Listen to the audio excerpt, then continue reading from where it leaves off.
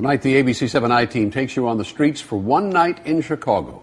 Their assignment, find out what it's like for those who live in urban America's deadliest sector, where it's so dangerous there have been calls to deploy the National Guard. Investigative reporter Chuck Gowdy joining us tonight with a look at what they learned. Chuck. Kathy, Ron, we have been to Baghdad and we've been to Bosnia, in hurricanes and earthquakes, at riots and at ground zero. But how could the I-Team safely report on this one night in Chicago prompted just as serious discussions in our newsroom? And with good reason. Just as we were arriving in the Gresham Police District, 10 miles due south of Chicago's Loop, even before we reached for the cameras, 5 shots were fired across the street from us, and where detectives were making a drug arrest. As the sun set on a warm Chicago day, there was no pretending that one night on the streets was going to be anything other than a glimpse of reality. But this year, Chicago's image has been defined by shots heard and seen around the world, usually snippets of carnage and mayhem. Where's that coming from? 124 people have been killed so far this year, 1 per day, about the number of Americans killed during the same period in Iraq and Afghanistan combined. So this one night in Chicago, in the small swath of urbanity where almost all the victims have died, we stayed to find out what it's like on the firing line and when the gun smoke clears. For the elderly man limping down the street at midnight, the neighbor on the phone at 2 a.m., the people in the laundromat at all hours. They had a guy killed down the street here about 3 weeks ago. It's all terrible. Got to do better. Shots fired is one of the most common calls to police from this district. And when people who live around here phone 911 to report shots fired, they usually do so anonymously. Sometimes the shots hit, sometimes they don't. This person might not be shot.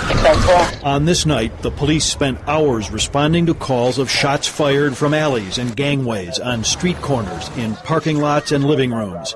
At midnight, as Ernestine Hansard was returning home from work at a Southside nursing home, she dodged 3 gunshots on her block. It scared the fool out of me, so I called the police. Because I was watching them run, and we was telling them that they running towards Ashland, going eastbound. Well, what you get off work? I mean, what do you do now after something like this happens? I mean, you don't go to bed. You don't go to bed and go to sleep. I wouldn't think. No, I'm really going home to watch a movie. As paramedics treated the intended target, injured when he dived for cover, neighbors were still shielding their children from what they say is an every night occurrence. Not far away, in another incident, police say a gang patrol tried to take down this man, but only wounded him in the leg. After he was put into an ambulance to be stabilized, a group gathered across the street and taunted him. A Chicago police sergeant with an automatic rifle stood guard. All night, we found most residents not interested in talking or saying they knew nothing, covering their faces in some cases and invoking a code of silence that for many extends from the press to the police. You guys see what happened? Huh? You didn't see what happened?